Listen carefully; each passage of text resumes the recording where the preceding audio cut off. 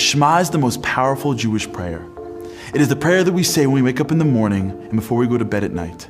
It is the first prayer that mothers teach their babies and the last line that people whisper before their deaths.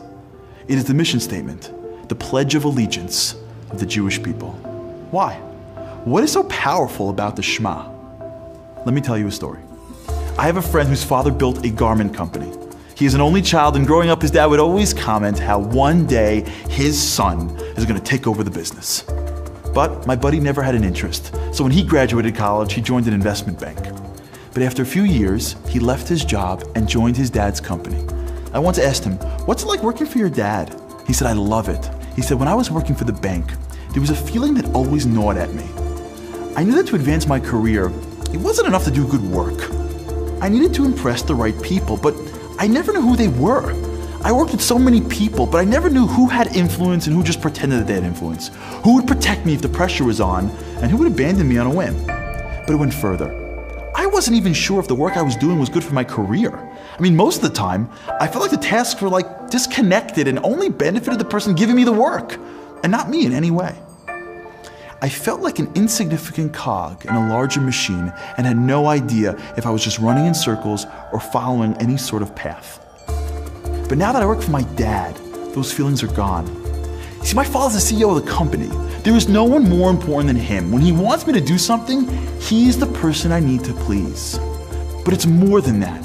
He's trying to build me up into a person that can take over the business. So I know that there's a reason for everything he gives me. Whether it's sweeping floors or sitting in a negotiation, if he puts me into a situation or gives me a task, I know it's connected to a greater purpose. See, I trust my dad that he has my best interest in mind, and I can just focus on doing my best. Life works in a similar way.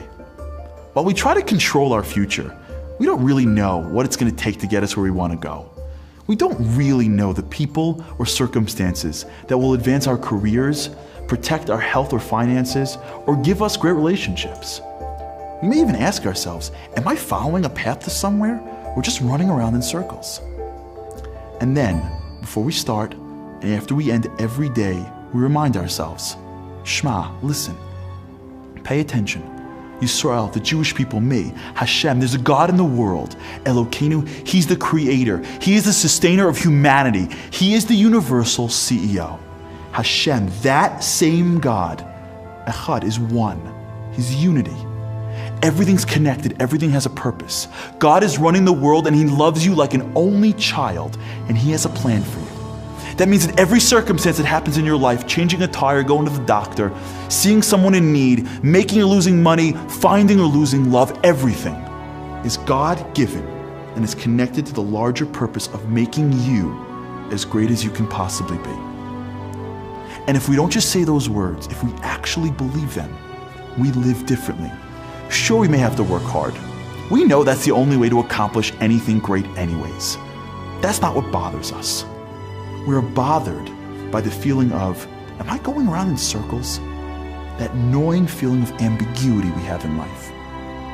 But if we internalize the words of the Shema, if we realize that our dad is the CEO and we're his only child, we navigate life with a certain calm, clarity, and faith. We stay focused on our job, which is doing our best, and know that everything He sends our way is meaningful and connected, whether we see it or not. That's the Shema. From morning till eve, from the cradle to the grave, our guiding star to living with God in the journey we call life.